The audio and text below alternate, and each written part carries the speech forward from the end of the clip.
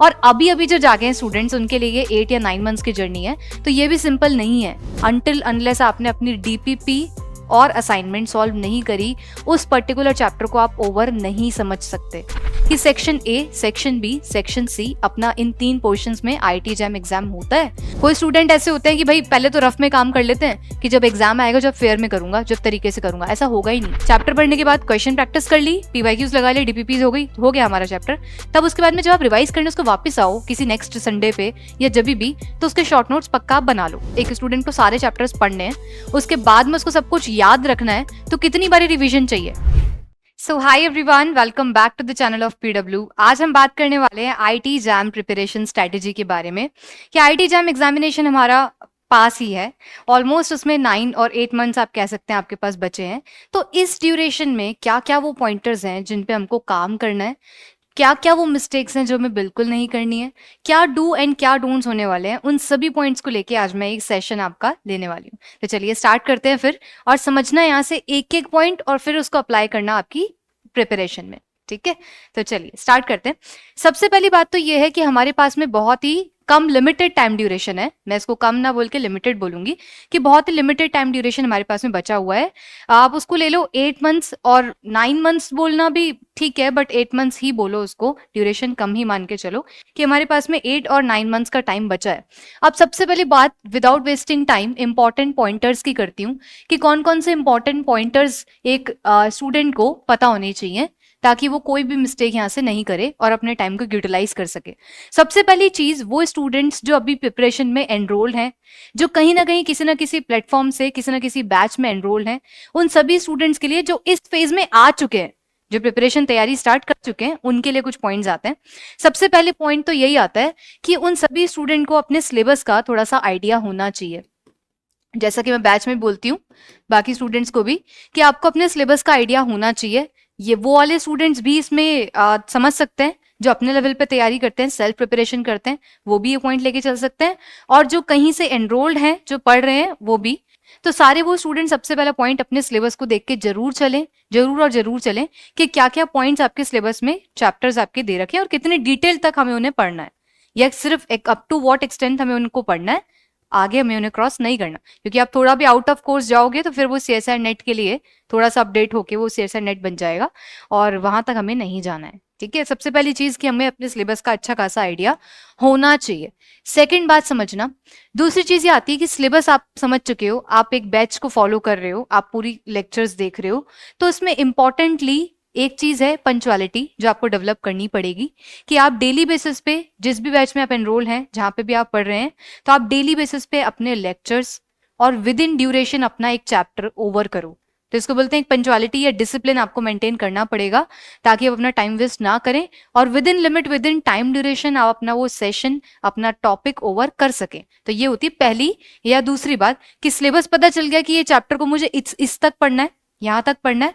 तो दूसरी बात आती है, जब चैप्टर की लिमिट पता चल गई तो उसको ओवर करना। तो सेकंड आता है कि आपको अपना सिलेबस, ये जो सिलेबस आपको पता चला है, इस सिलेबस को अगर आप ओवर कर रहे हैं और कहीं से भी टीचर्स को, कोई भी आपकी फैकल्टीज है उनको आप फॉलो कर रहे हैं, तो ये पंक्चुअलिटी और डिसिप्लिन रख के आपको अपने आप को बिठाना पड़ेगा, खुद को खुद से मेहनत करवानी पड़ेगी और अपने सिलेबस को ओवर करना पड़ेगा ऑन टाइम। राइट, अब लेट सपोज कोई आपका चैप्टर चल रहा है, थर्मोडायनेमिक्स चल रहा है, और हम मान के चलते हैं कि लेट सपोज इस मंथ अभी स्टार्ट हुआ आपका थर्मोडायनेमिक्स, तो मान के चलो इस थर्मोडायनेमिक्स को अगर ओवर होते होते 15 डेज और 20 डेज लग गए, तो आफ्टर दीज 15-20 डेज आपका राइट बनता है कि आप उस चैप्टर को वापस से फ्लो में लेके आए कुछ दिनों बाद, क्योंकि ये जर्नी छोटी जर्नी नहीं है। फरवरी से अगर ये स्टार्ट, अगर आप बिल्कुल टाइमली स्टार्ट हो चुके हैं, तो सपोज कर लो 1 महीने की, और अभी अभी जो जागे हैं स्टूडेंट्स उनके लिए ये 8 या 9 मंथ्स की जर्नी है। तो ये भी सिंपल नहीं है, इसमें आप कहीं भी डिमोटिवेटेड हो सकते हो, डिमोटिवेट फील कर सकते हो, या फिर आप कहीं भी अपनी पंक्चुअलिटी अगर खोओगे तो आपके पास दूसरा ऑप्शन नहीं है। ड्रॉप का आप ना ही सोचें, कोशिश करिए कि विद इन जो आपके पास टाइम लिमिट है आप इसी में ओवर कर ले। और हाँ, बिल्कुल ये एग्जामिनेशन इतने ड्यूरेशन में भी ओवर हो सकता है, तो इसके लिए टेंशन ना लें। अभी से भी आपने आज से भी तैयारी शुरू करी है तो यस, ये पॉसिबल है। ठीक है, तो दूसरी बात आपकी आती है कि सिलेबस टाइमली ओवर करना, और ओवर किया है, चैप्टर ओवर कर लिया है, तो तीसरी बात आती है उसको रिवाइज करना। तीसरी बात आती है उसको टाइम टू टाइम वापस से रिवाइज करना, क्योंकि हम कंप्यूटर नहीं है, हम कुछ कुछ टाइम में भूल जाते हैं। हर कोई भूल जाता है, तो उसको वापस से फ्लो में लेके आना, कुछ ड्यूरेशन बाद वापस उसको रिवाइज करना, ये हमारी ड्यूटी है। टीचर हमको पढ़ा देगा, उसके बाद में आपको पक्का से उस चीज को कुछ दिन बाद आप सेट कर लो कि भाई 15 डेज बाद या 1 वीक बाद या ऑन एवरी संडे मैं पुराना टॉपिक जाके रिवाइज करूंगा। तो ये रिवीजन ऑन डेली बेसिस एक पर्टिकुलर साइकिल के बाद में फिर से होना ही होना चाहिए, वरना आप पढ़ी हुई चीजें भूल जाओगे, आपको खुद को भी पता नहीं चलेगा। ठीक है, तो दूसरी बात आती है कि रिवीजन जो पक्का से होना ही चाहिए। हो गई ये चीज समझ में आ गई? आगे बढ़ते हैं। फिर नेक्स्ट पॉइंट आता है जो इंपॉर्टेंट है, फोर्थ, कि आपके PYQs या इनको कहती हूं मैं क्वेश्चन प्रैक्टिस, ये पक्का से आपकी होनी चाहिए। क्वेश्चन प्रैक्टिस आपकी पक्का से होनी चाहिए। जब तक आपने अपना चैप्टर ओवर किया है उसके बाद में क्वेश्चंस नहीं करे, PYQs नहीं करे, अनटिल अनलेस आपने अपनी DPP और असाइनमेंट सॉल्व नहीं करी, उस पर्टिकुलर चैप्टर को आप ओवर नहीं समझ सकते। समझ आ रही बात? आप उसको ओवर नहीं समझ सकते, क्योंकि जब तक आपने क्वेश्चन प्रैक्टिस नहीं करी, मानना ही मत वो आपका चैप्टर ओवर हुआ है। क्योंकि सिर्फ थ्योरी पढ़ने से आपके क्वेश्चंस नहीं होने वाले। IIT जैम जब आप एग्जाम दोगे क्वेश्चंस नहीं होंगे अगर सिर्फ थ्योरी पढ़ के गए हो।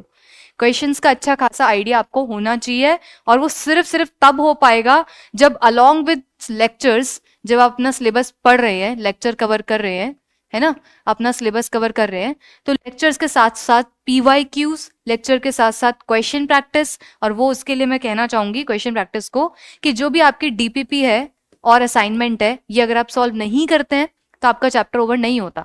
Whether it is organic, inorganic और फिजिकल, आप चैप्टर पढ़ते हो, साथ साथ बाद में क्वेश्चंस करो, PYQs करो, ये आपकी ड्यूटी है। आप चाहे सेल्फ प्रिपरेशन कर रहे हो या बैच में किसी कोई भी आपकी फैकल्टी के साथ में आप पढ़ रहे हो, ये काम जरूरी है। ये नहीं हो रहा है काम, तो आपकी तैयारी भी अप टू द मार्क नहीं है, अप टू द लेवल नहीं है, और ना ही आप ठीक चल रहे हैं। तो मान के चलना, अगर लेक्चर्स ओवर करते हैं हम, तो साथ साथ क्वेश्चंस और DPP तो होनी ही चाहिए। कोई देखो, प्रिपरेशन स्ट्रेटेजी कोई भी सेशन आपका होगा तो कोई भी ऐसी बात नहीं है जो बहुत अनोखी नई आ जाएगी, बातें वही हैं, बस फॉलो आपको करना पड़ेगा नए तरीके से, है कि नहीं? तो बातें वही हैं पुरानी, लास्ट टाइम भी ये बातें मैंने बोली होंगी, बट इंपॉर्टेंट क्या है कि आप फॉलो कर लो। अगर एक स्टूडेंट पिछली बार तैयारी कर रहा था, इस बार सपोज उसने ड्रॉप लिया है, तो ड्रॉप वाले स्टूडेंट के पास में सारा कंटेंट होगा, ऑलरेडी सारा कंटेंट बना हुआ है, तो अब उसे क्या करना है? तो अगर टाइम आपके पास में है तो सबसे पहली चीज आप और क्वेश्चन प्रैक्टिस ट्राई करो। और क्वेश्चन प्रैक्टिस मतलब मैम जैम के PYQs तो कर लिए मैंने, है ना, और DPPs वगैरह मिलती है वो भी करता हूँ, लेकिन मुझे और क्वेश्चन प्रैक्टिस करनी है, तब क्या कर सकता हूँ? तो आप कोई आपके लेवल का, जैसे वैसे तो मैं यहाँ पे ये भी चीज ऐड कर देती हूँ कि आप CSR नेट के PYQs कर सकते हो, लेकिन वहां पे ना सारे क्वेश्चंस हमसे नहीं होते, तो कभी कभी आपका स्टूडेंट, जो हमारे स्टूडेंट्स होते हैं, वो डिमोटिवेट भी फील करते हैं कि वो जो क्वेश्चंस है वो हो नहीं रहे, क्योंकि सिलेबस थोड़ा सा वहां ज्यादा होता है। इसलिए बेटर बोलूंगी सबसे पहले आप अपने एग्जामिनेशन के PYQs तो करो ही, IIT जैम के, और इसके साथ साथ आप गेट के भी क्वेश्चंस कर सकते हो। और अगर टाइम बचता है तो कुछ पर्टिकुलर क्वेश्चन, सारे क्वेश्चंस तो आपसे होंगे भी नहीं, बट कुछ क्वेश्चंस, कुछ टॉपिक के आप CSR नेट के भी ट्राई कर सकते हो, but it is not mandatory. What mandatory is your examinations, कि आप अपने IIT जैम के तो पक्का से कर ही लो, ये तो मैंडेटरी है, बाकी सब ऑप्शनल है। डन, ये क्वेश्चंस भी हो गए।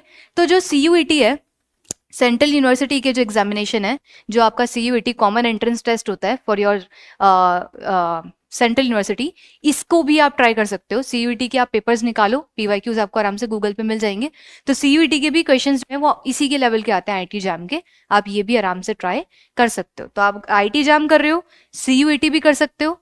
CUET कुछ टाइम से होता है, उससे पहले DU के पेपर्स आपको मिल जाएंगे, BHU के मिल जाएंगे, हैदराबाद सेंट्रल यूनिवर्सिटी, और जो भी आपकी सेंट्रल यूनिवर्सिटीज हैं, जब इंडिविजुअल पेपर हुआ करता था तो सारे इंडिविजुअल पेपर्स के क्वेश्चन पेपर आपको मिल जाएंगे साइट पे, ऑफिशियल साइट्स पे। जो भी यूनिवर्सिटी है उसकी पर्टिकुलर साइट पे आप जाओगे, आपको प्रीवियस ईयर क्वेश्चंस मिल जाएंगे, तो आप वहां से वो क्वेश्चन पेपर्स, या फिर जो कॉमन एंट्रेंस टेस्ट अब होने लगा है CUET, उसके पेपर्स, वहां से क्वेश्चंस ये भी ट्राई आप कर सकते हो। डन, तो ये क्वेश्चंस आपका पूरा क्वेश्चन बैंक रेडी होता है कि आपसे और भी क्वेश्चंस चाहिए तो आप ये फॉलो कर सकते हैं। और इसके साथ साथ अपने PYQs करना तो ना भूलें, ये तो करना ही करना है। डन, जो स्टूडेंट बैच में एनरोल होते हैं उनके पास DPP होती है, तो DPP भी करनी है, इसको तो भाई बांध लो कि इसको तो करना ही करना है, ठीक है, DPP तो सॉल्व करनी है। और जो सेल्फ तैयारी कर रहे हैं उनके लिए भी मैंने बता दिया कि ये सोर्सेज आप फॉलो कर सकते हो, जिनको आप कर सकते हो। CSR नेट के सारे क्वेश्चन आपसे नहीं होंगे, तो यहाँ पे डीमोटिवेट नहीं होना है ना, कुछ क्वेश्चंस हो जाएंगे, सारे क्वेश्चंस आपसे यहाँ से नहीं बनेंगे, इसलिए चाहो तो CSR नेट को इग्नोर भी कर सकते हो। ठीक है, बाकी ये सब तो फॉलो आपको करना ही है। अगर आप चाहते हो ना कि आपकी अच्छी रैंक आए या आपका बढ़िया से एग्जाम हो जाए, तो ये सब फॉलो किए बिना पार नहीं पड़ सकती, तो ये तो करना ही करना पड़ेगा। आगे बस समझ, बढ़ू आगे। अब नेक्स्ट सुनना। तो ये सारी बातें तो हुई क्लियर। अब सुनना क्या नहीं करना, है ना, क्या नहीं करना वो सुनना। सिलेबस अगर आप बैच में आ जाते हो तो वो ऑन टाइम करवाने की ड्यूटी तो हमारी बनी जाती है कि ठीक है सिलेबस आपका ऑन टाइम हो जाएगा, ठीक है, उसके लिए आपको परेशान नहीं होना है। क्या नहीं करना, उसमें सबसे पहला पॉइंट आता है कि हमें सिली मिस्टेक्स नहीं करनी होती। सिली मिस्टेक्स नहीं करनी होती, कहना आसान है, सुनना।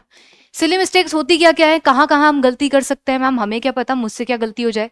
तो सबसे पहली चीज ये समझना आप, सिली मिस्टेक ऐसे होती है, आपको ये पता भी जब ही चलेगी जब आप कोई टेस्ट दोगे या आप खुद क्वेश्चंस करोगे, ठीक है, या फिर आप खुद क्वेश्चंस करोगे। एक और बात सुनो इसके लिए, यहाँ पे मैंने ना सारा का सारा पैटर्न नोट किया हुआ है कि section A, section B, section C, अपना इन 3 पोर्शंस में आईटी जैम एग्जाम होता है। तो सेक्शन ए की बात करती हूँ। सेक्शन ए में आपके कितने क्वेश्चंस आते हैं, इन टोटल 30 क्वेश्चंस आते हैं। 10 क्वेश्चंस आते हैं 1 मार्क के और 20 क्वेश्चंस आते हैं आपके 2 मार्क्स के, इन टोटल बन गया 50 मार्क्स, ठीक है। ये आया सेक्शन बी, जो सेक्शन आपका होता है ये एमएसक्यू सेक्शन होता है ये आपका एमएसक्यू, और सेक्शन सी आपका एनईटी होता है। डन। तो जो आपका एमएसक्यू है, एमएसक्यू में आपके पास में 10 क्वेश्चंस आएंगे 2 मार्क्स के, 20 मार्क्स तो यहाँ से आ रहे हैं। इसमें भी दिक्कत आती है कि मैम एमएसक्यू को कैसे अटेम्प्ट करें, एमएसक्यू के लिए क्या क्या चीजें होनी चाहिए, क्या पॉइंटर्स में याद रखूं, बात करूंगी इस पे। एनईटी की बात आई, एनईटी में क्या क्या है, तो एनईटी में 10 क्वेश्चन 1 मार्क, 10 क्वेश्चन 2 मार्क। आप सुनना, इसमें आपकी कोई नेगेटिव मार्किंग नहीं है, इधर भी आपकी कोई नेगेटिव मार्किंग नहीं है। अब सुनना, आपके पास अगर एनईटी में नेगेटिव मार्किंग नहीं है तो ये वर्क कर रहा है एक प्रॉफिट की तरह, मतलब एक अपना फायदा है यहाँ पे कि अगर नेगेटिव मार्किंग नहीं है तो यहाँ से मार्क्स लिए जा सकते हैं। फिर दिक्कत आई कि मैम मेरे से तो एनईटी में क्वेश्चन से सॉल्व नहीं होते, है ना, फिजिकल केमिस्ट्री से तो डर लगता है, तो एनईटी कैसे करूंगा। तो फिर सुनना, एनईटी के लिए ही आपको एक बात बता रही थी मैं यहाँ पे, जिसको मैंने लिखा था सिली मिस्टेक, कि जब तक यही नहीं पता होगा खुद से, जब आपने प्रैक्टिस में क्वेश्चन ही नहीं किए तो आपको ये भी पता नहीं होगा कि आप कहाँ गलती करोगे, है कि नहीं। इसलिए खुद से क्वेश्चन सॉल्व करना शुरू करो, एनईटी पे फोकस करो, और एनईटी पे फोकस में क्या क्या ध्यान रखना है वो सुनना। एक तो आपको आने चाहिए यूनिट कन्वर्जन्स। क्या आने चाहिए, आपको आने चाहिए यूनिट कन्वर्जन्स, जो आपके फिजिकल केमिस्ट्री में काफी काम में आते हैं, ठीक है। और दूसरी चीज आपको आनी चाहिए थोड़ी कैलकुलेशन। अब बोलेंगे कैलकुलेशन के लिए तो हमारे पास वर्चुअल कैलकुलेटर भी है, तो कैलकुलेशन पे हम क्यों फोकस करें। मैं हमेशा हमारे स्टूडेंट्स को ये बात बोलती हूँ, बैच के स्टूडेंट को भी बोलती हूँ, लाइव में भी बोला करती हूँ, कि जब आप वर्चुअल कैलकुलेटर यूज करते हो ना तो आपका बहुत ज्यादा टाइम वेस्ट होता है, बहुत ज्यादा टाइम जाता है। उससे बेटर थोड़ी हैबिट हमको होनी चाहिए कि कैलकुलेशन हम खुद से कर पाए। कुछ कुछ कैलकुलेशन जो पॉसिबल है, छोटा कोई मल्टीप्लिकेशन, डिवीजन, एडिशन, सब्ट्रैक्शन, हर किसी चीज में डिपेंडेंसी हमारी कैलकुलेटर पे नहीं होनी चाहिए। ऑल्दो आपको मिलेगा कैलकुलेटर, वर्चुअल कैलकुलेटर मिलता है एग्जाम में, बट उससे टाइम बहुत लगता है और लिमिटेड टाइम ड्यूरेशन है। इसलिए in order to save your time मैं आपको एडवाइस दूंगी कि आपकी कैलकुलेशन की हैबिट थोड़ी खुद की होनी चाहिए, ठीक है। वो कैसे डेवलप होगी, जब क्लास ले रहे हो आप, या फिर जब डीपीपी कर रहे हो, खुद से पीवाईक्यूज कर रहे हो, उस समय आप ऐसी हैबिट डालो कि कैलकुलेशन थोड़ी बहुत मैं खुद से करूंगा। आपका कॉन्फिडेंस भी तो डेवलप होगा ना खुद पे। तो ये हैबिट हमें खुद बनानी है कि हमारी कैलकुलेशन की हैबिट थोड़ी सी खुद पे बने।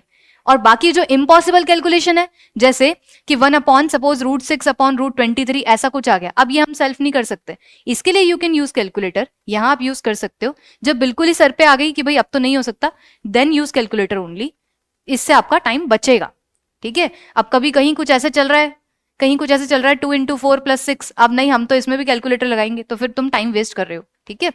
और एक और चीज इसमें ऐड कर देती हूँ कि while doing questions in the practice में हमेशा क्वेश्चन वैसे ही करना जैसे एग्जाम में करोगे। इससे आप अपना फोबिया भी हटाओगे। सुन लेना इस पॉइंट को ध्यान से, हमेशा प्रैक्टिस करते वक्त, हमेशा डीपीपी सॉल्व करते वक्त या क्वेश्चन प्रैक्टिस करते वक्त ऐसी ही क्वेश्चन प्रैक्टिस की हैबिट डाले as if you are doing your examination, जैसे आप एग्जाम में काम कर रहे हो। हमेशा उसको कैसे करें सुनना, हमेशा आप क्या करा करो, एक साइड में इस तरीके की स्पेस क्रिएट कर लो। डन। आप जो स्पेस ले लोगे, हमेशा इस स्पेस को यूटिलाइज करने की हैबिट आपकी तभी डेवलप होगी जब प्रैक्टिस में काम हो रहा होगा।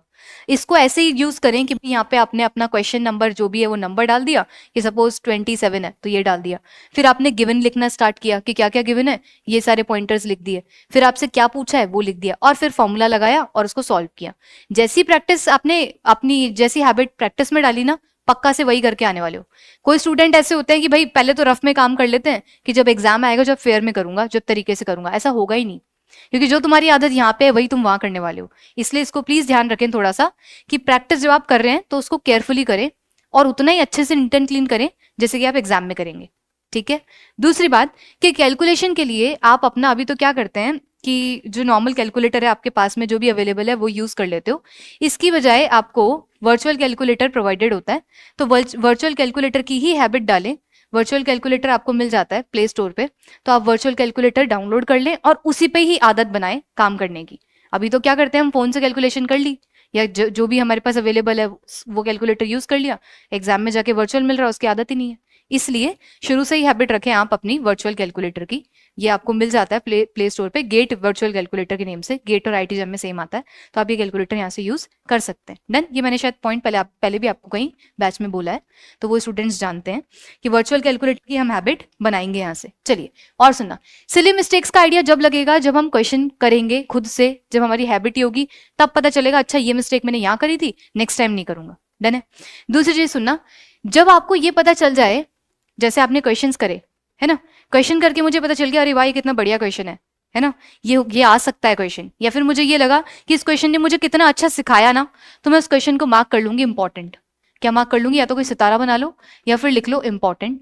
और वो इसलिए कि जब आप रिवाइज करो ना तो उस क्वेश्चन को भी रिवाइज करना at the time of revision. जब आप रिवीजन कर रहे हो, नोट्स को रिवाइज कर रहे हो, थ्योरी पार्ट रिवाइज कर रहे हो, तो उस पर्टिकुलर क्वेश्चन को भी जाके आप रिपीट करना, रिवाइज करना। डन है। तीसरी चीज ये है कि आप क्या करो, जब आपने पढ़ लिया, आपने पूरा चैप्टर पढ़ लिया, लेक्चर पूरे देख लिए, सपोज किसी के 7 लेक्चर्स थे, 7 के 7 कंप्लीट है, मेरे सारे लेक्चर्स हो गए, सही है, मेरा एक चैप्टर पूरा हो गया। फिर मेरे टीचर ने बोल दिया कि भाई जाके आपको क्वेश्चंस करने हैं, चलो हमने क्वेश्चंस भी कर लिए। डन है। आप जब वापस उसको रिवाइज करोगे ना तो कुछ आवर्स लगाना और उसके शॉर्ट नोट्स बनाना। क्या करना, उसके आप शॉर्ट नोट्स बना लेना।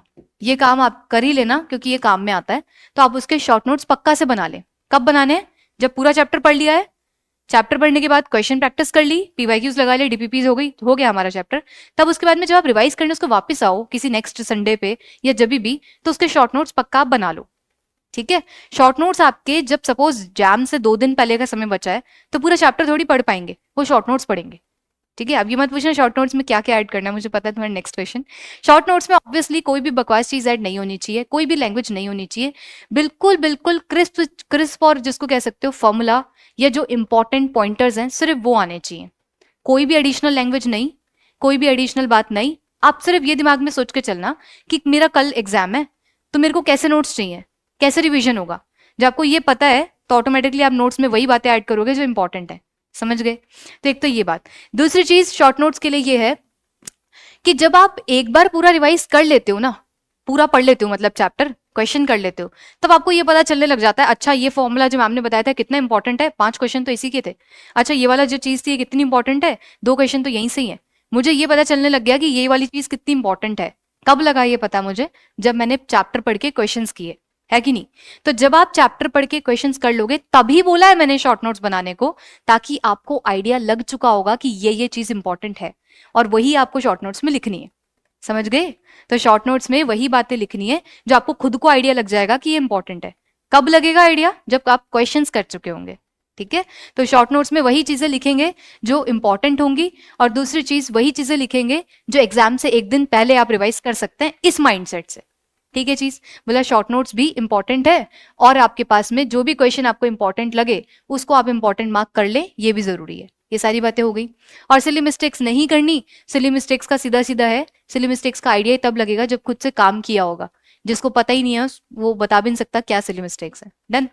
कुछ कुछ कॉमन सी कैलकुलेशन होती है, जैसे अभी मेरे से रिलेट कर पाएंगे कुछ लोग, जैसे ना अभी अगर मैं क्वेश्चंस करती हूँ और बार बार एक वैल्यू आ रही है, सपोज बार बार आ रहा है √10, तो अगर मैंने क्वेश्चंस किए होंगे ना तो मुझे ये भी पता चलने लगेगा अच्छा √10 की वैल्यू इतनी होती है, याद ही हो जाएगी मुझे, है कि नहीं। इसलिए कह रही हूं कि आप क्वेश्चन प्रैक्टिस करें एज मच एज पॉसिबल ताकि आपकी चीजें फ्लो में आ जाएं, ठीक है। तो ये कुछ इंपॉर्टेंट पॉइंट्स थे जो आपको ध्यान रखने हैं और बिल्कुल भी नहीं भूलना इन सारे पॉइंट्स को। यही सारे पॉइंटर्स हैं जो इंपॉर्टेंट है।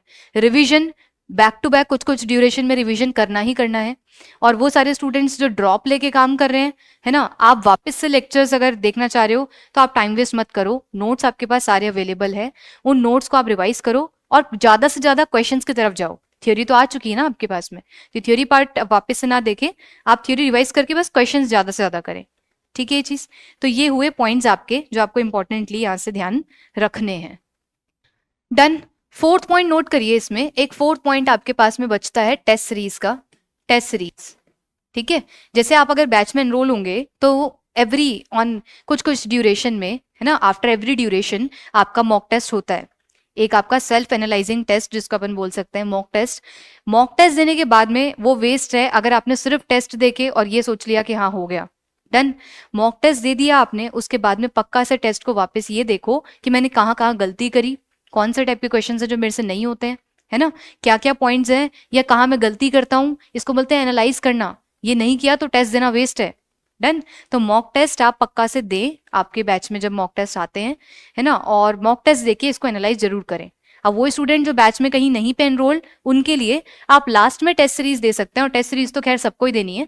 तो टेस्ट सीरीज आप लास्ट में, जब बहुत कम टाइम बचता है, हमारा 2 मंथ्स बचते हैं एग्जाम में, 2 मंथ्स के मतलब फरवरी में एग्जाम है तो 2 मंथ्स पहले हम टेस्ट सीरीज देते हैं। टेस्ट सीरीज में आप टेस्ट जरूर दो, ठीक है। उन टेस्ट से आपको ये आइडिया पता चलेगा कि कौन से चैप्टर अभी भी आपके वीक हैं, किन चैप्टर्स को आपको रिवीजन की नीड है। आप खुद सोचो ना, इतने सारे चैप्टर्स, फिजिकल के, इनऑर्गेनिक के, ऑर्गेनिक के, सारे चैप्टर्स हैं। एक स्टूडेंट को सारे चैप्टर्स पढ़ने हैं, उसके बाद में उसको सब कुछ याद रखना है, तो कितनी बारी रिवीजन चाहिए?